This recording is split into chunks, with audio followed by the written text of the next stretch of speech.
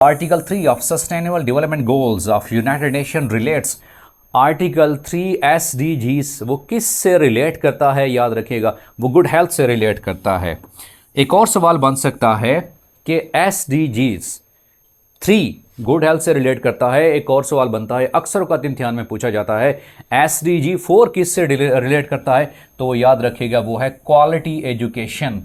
SDG 4 अक्सर औक़ात इम्तिहान में ये सवाल पूछा जाता है, SDGs 4 वो कौन सा है, that is about the quality education. Quality education को प्रमोट किया जाएगा।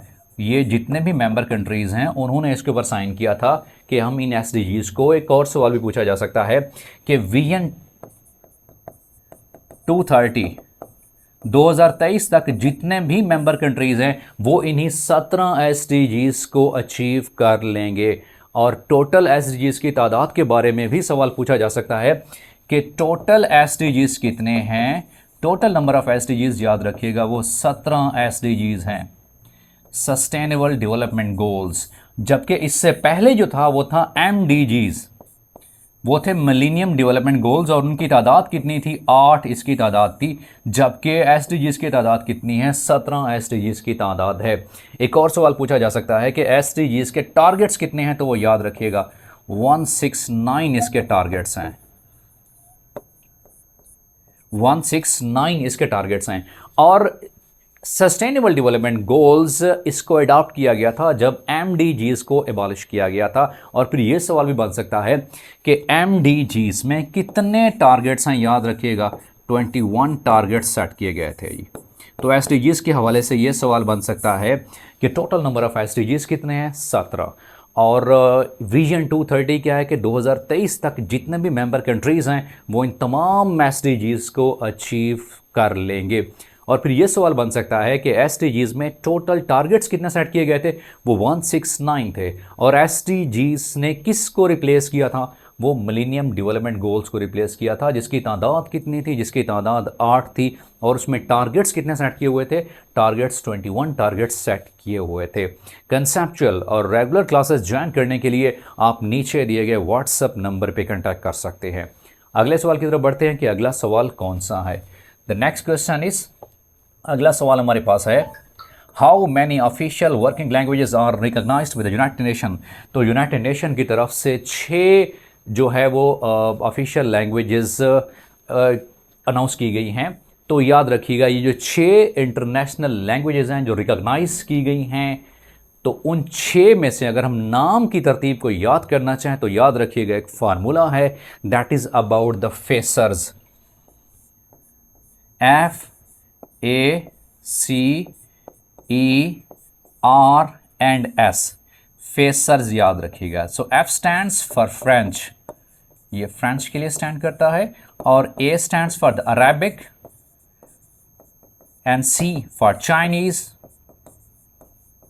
And E stands for the English, and R stands for Russian, R stands for the Russian, and S stands for the Spanish. तो ये 6 languages हैं जो कि United Nation की तरफ से रिकॉग्नाइज की गई हैं। तो जैसे मैंने इनका फार्मूला आपको बताया है, that is about freshers, FACERS। So F stands for French, A stands for Arabic, C for Chinese, E for English, R for Russian, and S stands for the Spanish. So ये सवाल भी पूछा जा सकता है। एक और सवाल पूछा जा सकता है कि यूनाइटेड नेशन में पाकिस्तान ने कब ज्वाइन किया था यूनाइटेड नेशन को, याद रखिएगा पाकिस्तान ने 30 सितंबर 1947 को ज्वाइन किया था। और फिर एक और सवाल बन सकता है कि एक ऐसा कंट्री है जिसने पाकिस्तान के साथ एक ही दिन और एक ही तारीख को यूनाइटेड नेशंस को ज्वाइन किया था, वो कौन सा कंट्री है पाकिस्तान के साथ एक ही दिन एक ही डेट को, तो वो कौन सा है, वो है यमन। याद रखिएगा जी, यमन वो वाहिद कंट्री है जिसने पाकिस्तान के साथ इकट्ठे एक ही दिन एक ही तारीख को यूनाइटेड नेशन को ज्वाइन किया था। तो ये भी सवाल बन सकता है यूनाइटेड नेशंस के हवाले से कि पाकिस्तान ने इसको कब ज्वाइन किया था। पाकिस्तान ने 30 सितंबर 1947 को ज्वाइन किया था। और यमन ने कब ज्वाइन किया था? यमन ने भी 30 सितंबर 1947 को ही ज्वाइन किया था। और इसी तरह लैंग्वेजेस के बारे में सवाल बन सकता है कि टोटल लैंग्वेज रिकॉग्नाइज कितनी है? वो 6 हैं। एक और सवाल बन सकता है कि सबसे पहले जब पाकिस्तान बना था तो उस वक्त किस कंट्री ने पाकिस्तान को तस्लीम करने से इनकार किया था? तो वो याद रखिएगा, वो है अफ़गानिस्तान, हमारा हमसाया मुल्क। अफ़गानिस्तान ने इनकार किया था जी। और क्यों इनकार किया था? क्योंकि उस वक्त पाकिस्तान और अफ़गानिस्तान के दरमियान हदबंदी, सरहदबंदी का मामला चल रहा था और डाइवरेंट लाइन की वजह से इश्यूज चल रहे थे। तो इसी बिना पर अफ़गानिस्तान ने पाकिस्तान को तस्लीम करने से इनकार किया था। तो ये भी सवाल पूछा जा सकता है। नेक्स्ट क्वेश्चन की तरफ बढ़ते हैं कि अगला क्वेश्चन कौन सा है। अगला क्वेश्चन हमारे पास है रेस्पेक्टेड स्टूडेंट्स, अगला क्वेश्चन है हमारे पास, international monetary fund was established after. International monetary fund कब एस्टैब्लिश किया जाता है? After Bretton Woods conference. जब ब्रेटन वुड कॉन्फ्रेंस होती है तो उसके बाद IMF एस्टैब्लिश किया जाता है। एक और सवाल बन सकता है कि IMF कब एस्टैब्लिश किया जाता है? वो याद रखिएगा, 27 दिसंबर 1947 को यह एस्टैब्लिश्ड होता है। 27 दिसंबर 1945 को IMF एस्टैब्लिश्ड होता है, कायम किया जाता है। इसके बाद एक और सवाल बन सकता है कि इसका हेडक्वार्टर कहाँ पे है? इसका हेडक्वार्टर याद रखिएगा वाशिंगटन में है। इसका हेडक्वार्टर वाशिंगटन में है। तो ये सवाल बन सकते हैं कि IMF के हवाले से। एक और सवाल बन सकता है कि पाकिस्तान ने IMF को कब ज्वाइन किया था?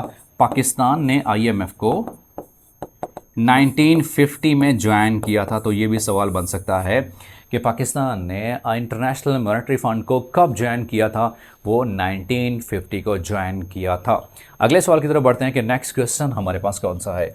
द नेक्स्ट क्वेश्चन इस, अगला सवाल हमारे पास है, अगला क्वेश्चन हमारे पास है, doctor Ruth Pfau work against which disease. Doctor Ruth Pfau जो कि जर्मनी से पाकिस्तान में आई थी और उन्होंने किस डिजीज़ के ख़िलाफ़, किस बीमारी के ख़िलाफ़ काम किया था? वो था लेप्रोसी बीमारी का नाम है कि इस बीमारी के ख़िलाफ़ वो पाकिस्तान में आई थी और इस बीमारी को कराची में सबसे पहले ये काम शुरू किया था। और तकरीबन इसको उस वक्त ये नाकाबिल इलाज था, लेकिन बाद में जब ये डॉक्टर रुथफाउ साहब आई तो उन्होंने बहुत ही अजीम खिदमात दी और फिर इन्हीं खिदमात के ऊपर पाकिस्तान ने इनको शहरियत भी दे दी। वो याद रखिएगा, कब शहरियत दे दी? 1988 में ये सिटीज़नशिप इनको मिल गई पाकिस्तान की। पाकिस्तान की इनको सिटीज़नशिप मिल गई। कब मिली? वो है 1988 में इनको सिटीज़नशिप मिली थी। एक और सवाल भी पूछा जा सकता है कि ये जर्मनी से पाकिस्तान कब आई थी? तो ये 1960 में आई थी। 1960 में ये जर्मनी से पाकिस्तान आई थी। जर्मनी से पाकिस्तान आई थी। एक और भी सवाल पूछा जा सकता है कि इनकी डेथ कब होती है? 87 ईयर्स की जब होती है तो उनकी डेथ हो जाती है। 87 साल की उम्र में इनकी डेथ हो जाती है। तो डॉक्टर रुथफाउ के बारे में ये सवालात बन सकते हैं कि ये जर्मनी से पाकिस्तान कब आई थी? तो याद रखिएगा वो 1960 में आई थी। और पाकिस्तानी शहरियत इनको कब मिली थी? वो 1988 को इनको शहरियत मिली थी। किस डिज़ीज़ के ख़िलाफ़ इन्होंने पाकिस्तान में काम किया था? वो लेप्रोसी है। और उसके बाद 87 ईयर्स की उम्र में इनका इंतकाल हो जाता है। अगले सवाल की तरफ बढ़ते हैं कि अगला सवाल कौन सा है। शंदोर पास कनेक्ट्स चित्राल विद, तो वो गिलगित के साथ उसको मिलाता है। नेक्स्ट क्वेश्चन हमारे पास है, Karakoram highway between Pakistan and China was completed in. Pakistan और चाइना के दरमियान जो क्राक्रम हाईवे है कब उसको कंप्लीट किया जाता है? 1979 में उसको कंप्लीट किया जाता है। अगला सवाल है कि टॉम ऑफ ख्वाजा फरीद, ख्वाजा फरीद का मकबरा कहाँ पे है? सूफ़ी बुज़ुर्ग, वो है कोट मिठन में है। और अगर डिस्ट्रिक्ट या डिवीजन के डिस्ट्रिक्ट के वाले से बात की जाए तो वो है राजनपुर, राजनपुर में है ये। अगर एग्जैक्ट लोकेशन की बात करें तो वो याद रखिएगा वो कोट मिठन में है। नेक्स्ट क्वेश्चन है कि नागा पर्वत is the highest peak of. Naga पर्वत सबसे बड़ी जो है चोटी है वो कौन सा रेंज है? वो है हिमालयन रेंज की सबसे हाईएस्ट ये पीक है। तो ये सवाल पूछा हुआ था। नेक्स्ट क्वेश्चन की तरफ बढ़ते हैं। अगला सवाल हमारे पास है, the next question is the chairman of national economic council जो नेशनल इकनॉमिक काउंसिल है उसका चेयरमैन कौन होता है, वो याद रखिएगा वज़ीर आज़म साहब होते हैं, प्राइम मिनिस्टर साहब ही होते हैं। उसके बाद who was the first Muslim governor of Punjab, Punjab के पहले मुस्लिम गवर्नर कौन से हैं, वो हैं सरदार अब्दुर्रब निश्तर, सरदार अब्दुर्रब निश्तर। और फिर सरदार अब्दुर्रब निश्तर के हवाले से ही जनूबी पंजाब का सबसे बड़ा जो अस्पताल है निश्तर मेडिकल कॉलेज, वो भी इन्हीं के नाम से ही मंसूब किया हुआ है। अगले सवाल की तरफ बढ़ते हैं। The only vice president of Pakistan was, तारीख़ पाकिस्तान में सिर्फ एक वाइस प्रेसिडेंट हुए हैं, वो कौन से हैं, वो हैं नूरुल अमीन साहब, बस वाइस प्रेसिडेंट। उसके बाद देखिए objective resolution was presented in the constitution assembly, objective resolution March 7 1949 को ये पेश होती है, तो ये सवाल पूछा हुआ था। नेक्स्ट क्वेश्चन की तरफ बढ़ते हैं कि अगला सवाल हमारे पास है। The next question is what is the minimum age of senator under 1973 constitution, 1973 के आइन के मुताबिक सेनेटर की कम से कम उम्र कितनी होनी चाहिए, वो 30 ईयर्स होनी चाहिए, याद रखिएगा जी। उसके बाद है कि doctor Abdul Salam got his PhD degree, doctor Abdul Salam साहब ने पीएचडी डिग्री किस यूनिवर्सिटी से हासिल की थी, यूनिवर्सिटी ऑफ कैम्ब्रिज से हासिल की थी। डॉक्टर अब्दुल सलाम के बारे में एक सवाल ये भी बन सकता है कि वो पहले पाकिस्तानी साइंटिस्ट हैं, ये पहले पाकिस्तानी साइंटिस्ट हैं, ये पहले पाकिस्तानी हैं कि जिनको नोबेल प्राइज़ मिला था जी। और कब मिला था, 1979 में इनको नोबेल प्राइज़ मिलता है, 1979 में। और इनका सब्जेक्ट कौन सा था, इनका सब्जेक्ट था फिज़िक्स, यूनिफिकेशन थ्योरी के ऊपर इन्होंने काम किया था। और इन्हीं के काम के एतराफ़ में इंपीरियल कॉलेज ऑफ लंदन की जो सेंट्रल लाइब्रेरी है वो भी डॉक्टर अब्दुल सलाम साहब के नाम ही मंसूब की गई थी। और फिर ये भी सवाल बन सकता है कि डॉक्टर अब्दुल सलाम साहब के हवाले से इनका ताल्लुक़ किस डिस्ट्रिक्ट से था, तो डॉक्टर अब्दुल सलाम साहब का ताल्लुक़ झांग डिस्ट्रिक्ट से था, तो ये भी सवाल पूछा जा सकता है। अगला क्वेश्चन है कि हब्बा खातून is a famous poetess of which language, ये किस ज़बान की मशहूर शायरा हैं, वो हैं कश्मीरी ज़बान की ये मशहूर शायरा हैं। The only Muslim women who attended the round table conference, वो कौन सी मुस्लिम खातून थी जिन्होंने राउंड टेबल कॉन्फ्रेंस अटेंड की थी, वो है बेगम जहां आरा शाहनवाज साहबा कि जिन्होंने राउंड टेबल कॉन्फ्रेंस अटेंड की थी। अगला क्वेश्चन है हमारे पास। The next question is Urdu writer Mushtaq Ahmad Yusufi was by profession, तो पेशे के लिहाज से ये बेसिकली बैंकर थे और बाद में उर्दू अदब की इतनी खिदमत की थी, ख़ासकर इन्होंने मज़ाह के अंदाज़ को बहुत प्यारे अंदाज़ में बयान किया था कि इनकी एक मिसाल ये भी है कि कुछ लोगों का उर्दू अदब के ऊपर ये भी एहसान होता है कि वो लिखना छोड़ देते हैं। तो मुश्ताक अहमद यूसुफ़ी साहब के बारे में ये सवाल पूछा हुआ था कि बाय प्रोफेशन बेसिकली वो एक बैंकर थे। उसके बाद है title of ambassador of Hindu Muslim unity, Hindu Muslim का सफ़ीर क़ायद आज़म मोहम्मद अली जिन्ना को ये टाइटल दिया गया था। और ये टाइटल देने वाली शख्सियत कौन सी है, वो है सोरनजी नायडू साहब, इन्होंने ये टाइटल इनको दिया था। उसके बाद है कि Statue of Liberty was given to the USA, USA को किसने दिया था स्टैचू ऑफ लिबर्टी, तो वो फ्रांस ने दिया था यूएसओ को, जो मुजस्मा था लिबर्टी का, आज़ादी का जो मुजस्मा था।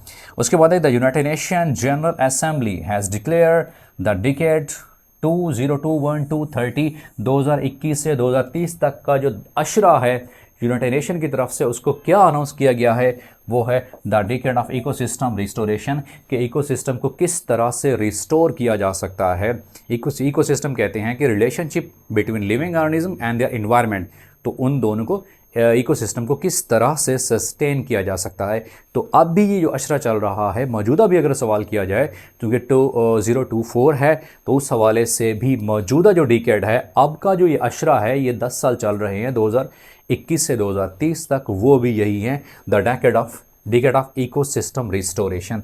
तो ये भी सवाल पूछा जा सकता है। The next question is Vasco day gamma was the native of Vasco day gamma, जो कि एक ट्रेवलर था, एक सियाह था, उसका ताल्लुक़ किस से था, याद रखिएगा, वो एक पुर्तगाली था, पुर्तगाल से इनका ताल्लुक़ था।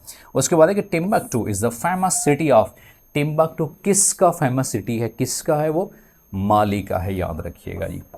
उसके बाद हमारे पास है कि the reaction occurs in the stroma of the chloroplast, ये प्लांट सेल की बात हो रही है, उसको नाम देते हैं कैल्विन साइकिल है, जो कि क्लोरोप्लास्ट में होता है।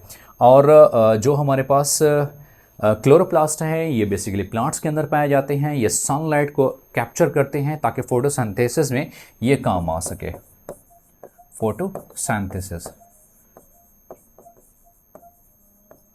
फोटोसिंथेसिस में ये इस्तेमाल होती है सनलाइट। उसके बाद है कि cirrhosis is a disease that affects which organ, तो ये किस आर्गन को अफेक्ट करती है? वो है जिगर को अफेक्ट करती है, लिवर को। एक और भी सवाल पूछा जा सकता है कि hepatitis is linked with, hepatitis किस से लिंक्ड होती है जी? हेपेटाइटिस किस से लिंक्ड है? तो याद रखिएगा हेपेटाइटिस ये भी लिवर से ही लिंक्ड है बेटा जी। जब भी बात की जाती है हेपेटाइटिस बी, हेपेटाइटिस सी या हेप्टिक की बात की जाती है तो याद रखिएगा it is linked with liver.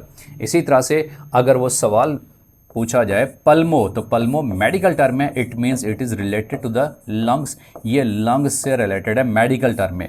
इसी तरह से अगर बात की जाए कि कार्डियो की, so cardio is a medical term that is related with the heart, ये हार्ट से रिलेटेड है, तो ये भी सवाल पूछे जा सकते हैं। इसी तरह से रीनल किससे से रिलेटेड है? ये किडनी से रिलेटेड है। गुर्दों की जब बात करते हैं, जब रीनल फेन्योर की बात करते हैं तो उस बारे में भी ये सारे के सारे साइंस के हवाले से ये सवालात पूछे जा सकते हैं। ये टर्म्स या वन वर्ड सब्स्टिट्यूशन के हवाले से भी ये सवाल पूछे जा सकते हैं। नेक्स्ट क्वेश्चन की तरफ बढ़ते हैं। अगला क्वेश्चन है, the next question is brightest planet in the solar system is, solar system में ब्राइटेस्ट प्लैनेट कौन सा है? वो होता है वीनस। उसके बाद है कि total length of coastal line of Pakistan इस, पाकिस्तान की जो कोस्टल लाइन है उसकी टोटल लेंथ कितनी है? वो है 1046 किलोमीटर। How many countries are the member of SAARC, SAARC के कितने ममालिक हैं? टोटल 8 ममालिक हैं। और अगर इनिशियल बात की जाए जब सार्क बनी थी तो उस वक्त कितने ममालिक थे? उस वक्त 7 ममालिक थे, याद रखिएगा। इब्तदाई तौर पर यानी इब्तदाई तौर पर जब सार्क बनी थी उस वक्त इसके मेंबर कंट्रीज थे 7। अगर ये सवाल पूछा जाए कि initial number of countries at the time of establishment of SAARC, वो 7 हैं। बट अगर वो करंट पूछे तो तादाद कितनी है? वो 8 ही है। और आखिरी कौन सा कंट्री है जिसने सार्क को ज्वाइन किया था? अफगानिस्तान, कि जिसने सार्क को ज्वाइन किया था। उसके बाद है कि Wealth of Nation was written by, ये किताब का नाम है, ये आदम स्मिथ साहब ने लिखी थी। बुक नेम ये पूछा हुआ था कि ये किसने लिखी थी, तो वो आदम स्मिथ साहब ने ये किताब लिखी थी। नेक्स्ट क्वेश्चन की तरफ बढ़ते हैं कि नेक्स्ट क्वेश्चन कौन सा है। अगला क्वेश्चन है हमारे पास, the next question is the study of interaction among organism and the environment, जानदारों और उनके माहौल के दरमियान जो ताल्लुक़ होता है उसको स्टडी करने वाली बियोलॉजी की ब्रांच को या साइंस की ब्रांच को क्या नाम देते हैं? वो इकोलॉजी नाम देते हैं। और जो रिलेशनशिप बनता है लिविंग ऑर्गेनिज्म और उनके माहौल के दरमियान, तो याद रखिएगा उसको इकोसिस्टम कहते हैं। और इसमें बात आज ये भी पूछी जा सकती है कि बायोटिक फैक्टर्स की, biotic and abiotic factors के बायोटिक और ए बायोटिक फैक्टर्स कौन कौन से होते हैं? एग्जांपल्स भी पूछी जा सकती हैं। Biotic factors mean the living factors, the living components of the environment, environment के जो लिविंग कंपोनेंट्स हैं उन लिविंग कंपोनेंट्स में कौन कौन से शामिल हैं? उसमें प्लांट्स, उसमें बर्ड्स, उसमें एनिमल, उसमें इंसेक्ट्स, उसमें रेप्टाइल्स, उसमें एम्फीबियंस, ये सारे के सारे लिविंग कंपोनेंट में शामिल हैं, जिनको नाम क्या देते हैं? बायोटिक कंपोनेंट नाम देते हैं। और ए बायोटिक कंपोनेंट में कौन सी चीज़ें शामिल हैं? Mean non living components. और उन नॉन लिविंग में क्या है? उसमें लाइट, उसमें टेम्परेचर, उसमें एयर, उसमें वाटर, उसमें रॉक्स, स्टोन्स, मिनरल्स, ये सारे के सारे ए बायोटिक फैक्टर्स में शामिल हैं। उसके बाद अगला सवाल है, rocks that contain the fossils, वो कौन सी होती हैं? वो सेडिमेंट्री रॉक्स कहलाती हैं जिनके अंदर फॉसल्स होते हैं, the dead remains of living organism. उसके बाद है, ये भी सवाल पूछा जा सकता है कि पेलियंटोलॉजी किस चीज़ की स्टडी का नाम है? पेलियंटोलॉजी, तो याद रखिएगा पेलियंटोलॉजी जो है ये साइंटिफिक स्टडी ऑफ फॉसल्स है, ये फॉसल्स की स्टडी का नाम है बेटा। और फॉसल्स क्या है? Dead remains of living organism fossils कहलाते हैं, जिंदा जानदारों की मुर्दा बाकियात को। Depletion of ozone layer is caused due to, ozone layer किस वजह से डिप्लीट हो रही है? फेरॉन्स की वजह से। और उसकी एक एग्जांपल क्या है?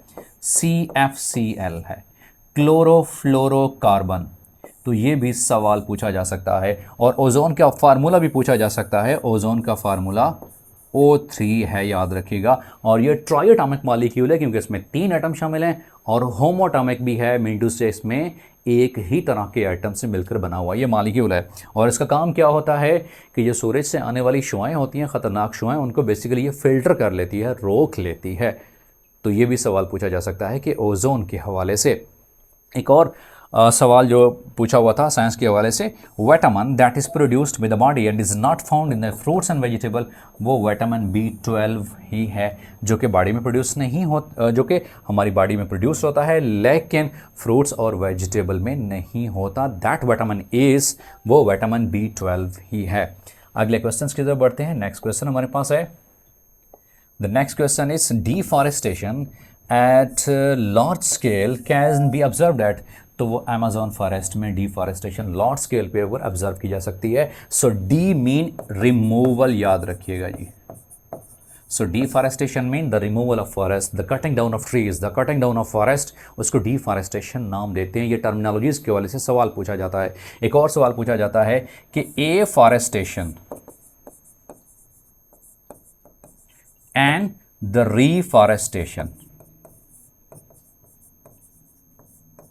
तो ये दो डिफरेंट टर्मिनोलॉजीज हैं, वन वर्ड सब्स्टिट्यूशन, जो सब्स्टिट्यूशन है उस हवाले से।